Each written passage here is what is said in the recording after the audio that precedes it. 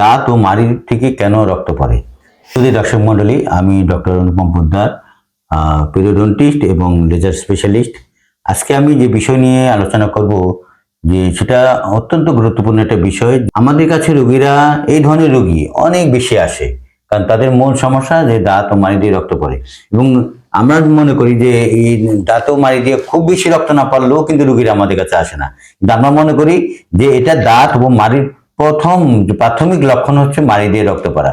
এই জন্য আমরা বলবো যে যখনই আপনার দাঁত ও মাড়ি দিয়ে রক্ত পড়বে তখনই আপনার ডেন্টিস্টের কাছে আসবেন, তাহলে আপনার সুন্দর চিকিৎসার মাধ্যমে আপনার প্রিভেনশনটা করতে পারবে। আমরা এতটুকু অবসচেতন যে আমাদের শরীরে যে কোনো জায়গা থেকে কিন্তু রক্ত বের হলে আমরা সাথে সাথে ডক্টরের শরণাপন্ন হই, সেটা নিয়ে আমরা ভয়ে থাকি। বাট আমাদের যখন আমরা মুখ দিয়ে রক্ত পড়তেছে, যে আমরা যখন ঘুমিয়ে থাকি, দেখা গেল ঘুম থেকে জেগে উঠলে দেখতে পাই যে লালা দিয়ে আমাদের রক্ত বের হচ্ছে। অথবা আমরা যখন ব্রাশ করি, ব্রাশ করার সময় দেখা যায় ব্রাশের গায়ে রক্ত আছে। বা অনেক সময় দেখা যায় আমরা ফল খেতে গেলে, শক্ত কোনো ফল খেতে গেলে দেখা যায় ফলের গায়ে রক্ত লেগে আছে। ওটা এগুলো আমরা সবসময় ফিল করতেছি, দেখতেছি, বাট আমরা সচেতন হচ্ছি না বা এটা নিয়ে আমরা কোনো চিন্তা করছি না। এই যে রক্ত আসাটা, এই রক্তটা হচ্ছে আমাদের মাড়ি রোগের প্রাথমিক লক্ষণ।